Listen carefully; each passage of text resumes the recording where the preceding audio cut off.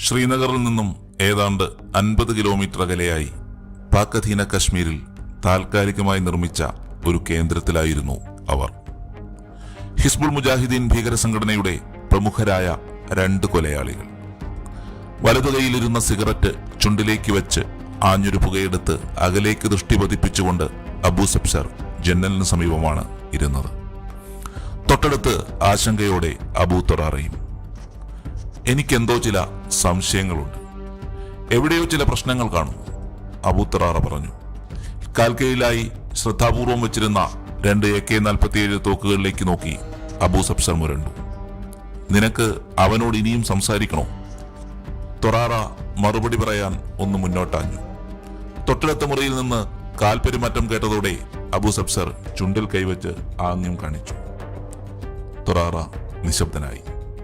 ചുണ്ടിലൊരു മൂളിപ്പാട്ടും കയ്യിലെ ട്രേയിൽ ഗ്ലാസുകളിൽ കട്ടൻ ചായയുമായി ഇഫ്തിഖർ മുറിയിലേക്ക് കടന്നു വന്നു.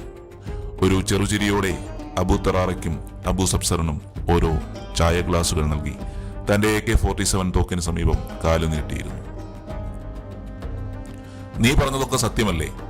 അബൂ തൊറാറ ചോദിച്ചു. ഇഫ്തിഖർ എഴുന്നേറ്റു. കയ്യിലിരുന്ന തോക്ക് അവർക്ക് മുന്നിലേക്കിട്ടു. നിങ്ങൾക്കിനിയും സംശയമോ എന്നെ? ഇതാ എന്റെ തോക്ക്.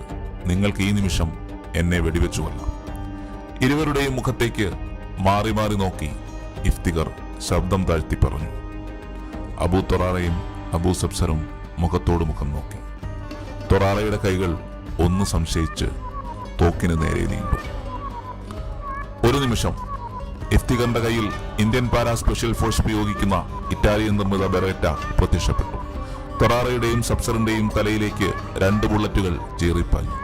മരണം ഉറപ്പുവരുത്താൻ ഒരിക്കൽ കൂടി ഇരുവരുടെയും തലയിലേക്ക് ബുള്ളറ്റുകൾ പായിച്ച ശേഷം അയാൾ മരിച്ചു കിടക്കുന്ന ഭീകരരുടെ സമീപത്തായിരുന്നു നേരത്തെ ബാക്കി വെച്ച കട്ടൻ ചായ നിശബ്ദമായി ഊതിക്കുടിച്ചു. Major Mohit Sharma, 1 para special force, Indian army.